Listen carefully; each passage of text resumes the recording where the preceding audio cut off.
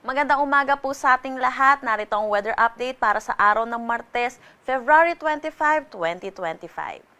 Sa ngayon, wala pa rin naman tayong minomonitor na anumang bagyo or low pressure area sa loob at labas ng ating Philippine Area of Responsibility. Pero meron tayong dalawang weather system na nakakaapekto dito sa ating bansa.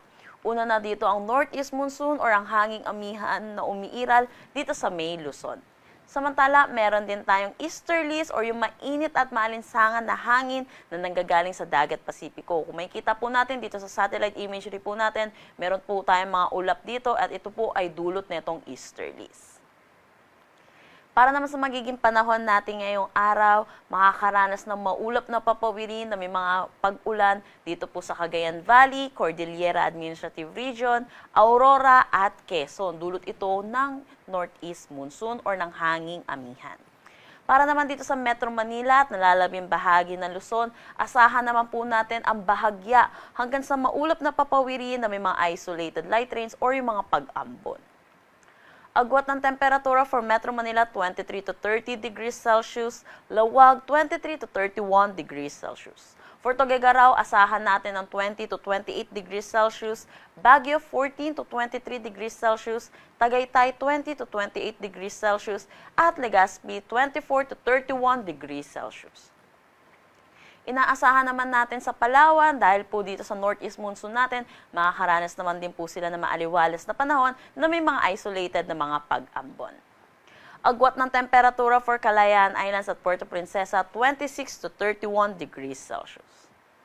Para naman dito sa Visayas, kasama na ang Caraga, Northern Mindanao at Davao Region, inaasahan po natin para sa ngayong araw makakaranas sila ng maulap na papawiri na may mga kalat-kalat na pag-ulan, dulot ito ng easterlies.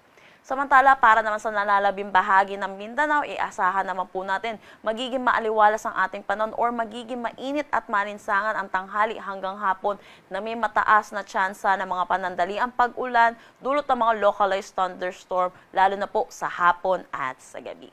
Sa ngayon, kung mapapansin natin, wala tayong shear line na nakakaapekto sa anumang parte ng ating bansa. Pero inaasahan natin by weekend possible itong bumalik at makaapekto dito sa may Bicol Region at Eastern Visayas. Kaya iba yung pag-iingat po para sa mga kababayan po natin sa mga nasabing lugar. Dala na rin po ng mga pag-ulan nito ng mga nakaraang araw natin. Agwat ng temperatura for Iloilo, Tacloban, Cagayan de Oro at Cebu, 24 to 30 degrees Celsius. For Zamboanga, 24 to 33 degrees Celsius at Davao, 24 to 32 degrees Celsius.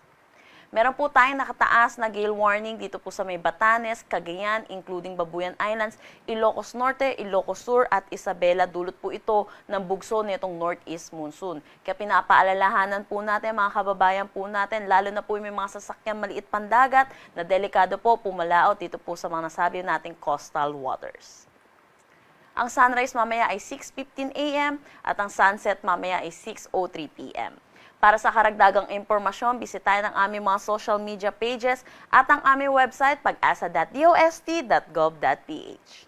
At yan po muna ang latest dito sa Pag-asa Weather Forecasting Center. Chanel Dominguez po at magandang umaga.